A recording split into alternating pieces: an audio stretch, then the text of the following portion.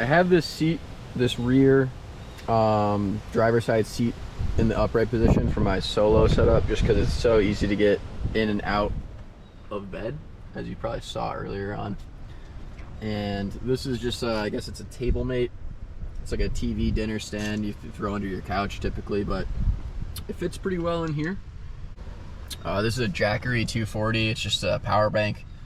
It's got AC power, has 12-volt car, as well as 2 USBs, and has the ability to charge via solar panel too, but do not have that at the moment.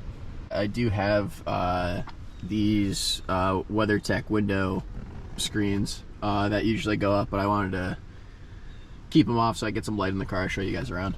So this is a Luno air mattress.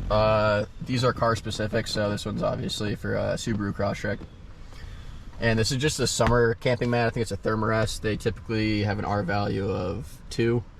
So it's mostly just to protect the Luno mattress from like holes and punctures. And this is where most of the heat comes from. This is a, I forgot the name of it, but this is a Thermarest. It's a winter sleeping mat. This is a Nemo Sonic -20 sleeping bag. This thing performs exceptionally well. Just have a regular pillow. I'll probably end up getting a camping pillow at some point. It's a little bulky at the moment.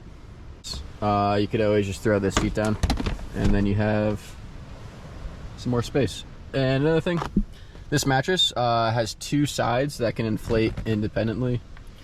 This is for my solo setup, but if I was going with somebody else, I would probably throw most of this extra gear either in the box, or I do have a cargo rack for the back. That's for longer trips. We're taking a trip across country, live in Connecticut right now. We're going to Salt Lake, so I'll throw that on for that trip.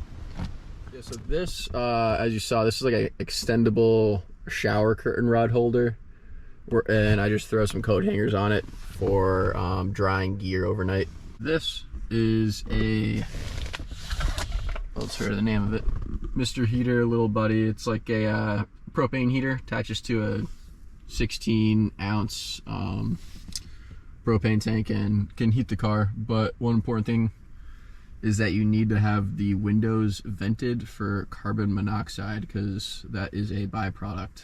As you can see now, this is probably what I'll have typically, even if it's super cold out. Slight break in the windows. Even with the protectors on, it still has pretty good airflow. I will start with saying why I have this rear seat set up the way it is. So I have this table mate TV dinner stand in front of me, and I use this not only for eating but for editing videos or storing stuff. It's just a easy place to sit, and also makes getting in and out of the bed so much easier than trying to get in directly from outside of the car. I mean, this is an extremely small car for a car camping setup.